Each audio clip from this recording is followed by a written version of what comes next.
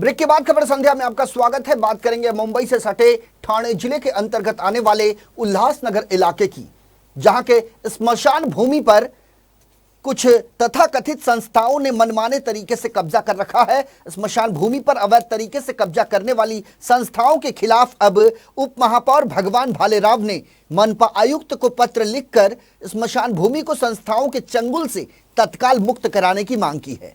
आपको बता दें कि उल्लासनगर शहर तकरीबन 13 किलोमीटर के क्षेत्रफल में बसा हुआ है और शहर की आबादी 5 लाख के ऊपर है।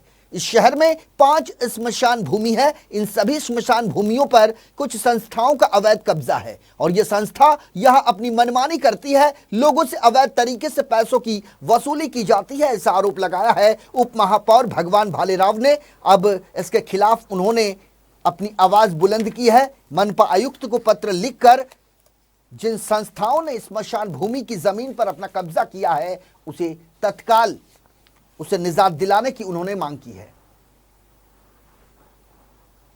उल्लासनगर महानगर पालिका के क्षेत्र में 1 से 5 नंबर तक 5 स्मशान भूमि है।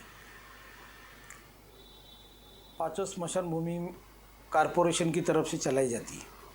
खास करके वहाँ पे जो भी सुविधा है, जो पानी की व्यवस्था है, लाइट की व्यवस्था है, लकड़ी की व्यवस्था है और वहाँ पे जो मृत्यु हो रहे वो नोंदनी की व्यवस्था है, ये कारपोरेशन कर रही है।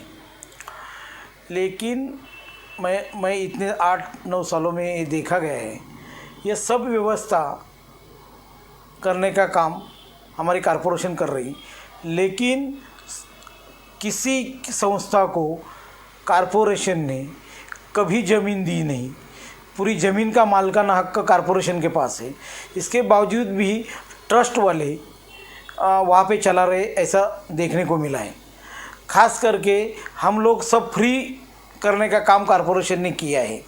इसके भी बावजूद ट्रस्ट वाले वहाँ पे किसी से 1600 रुपये, किसी से 1200 रुपये, किसी से 450 रुपये लेते हैं।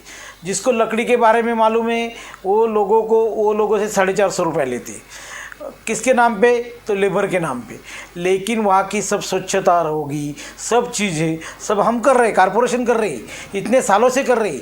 और मैंने देखा मालमत्ता विभाग में ये स्मशान भूमि हमने किसी को ट्रस्ट को कभी चलाने के लिए दी ही नहीं। स्मशान भूमि कारपोरेशन कैसे चलाने के लिए दे सकती है? ये स्मशान भूमि हर शहर के अंदर कारपोरेशन के पास ही रहती है और कारपोरेशन के उसके ऊपर अंकुश रहता है। लेकिन ये शहर में उल्टा है।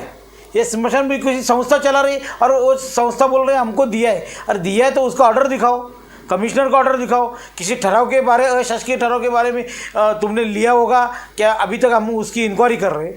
तो ये गलत है, ये तुरंत निकलना चाहिए। ये ट्रस्ट जो बेनामी कर रही है और पब्लिक से आर्थिक व्यवहार कर रही है, ये हमने दिया होगा। इनको ऐसा लगता है ये खुले खल्ला खंडनी वसूल कर रहे हैं गरीब लोगों से। ये होना नहीं चाहिए। इसके लिए मैंने आवाज़ उठाई और मैंने माननीय आयुक्त साहब जी अभी IAS अधिकारी है, उनको ये बात बताई, उनके ध्यान में आया और संयुक्त उन्होंने कार्रवाई का संकेत दिया है। हमारे जो अतिरिक्त आयुक्त है उनके नेतृत्व में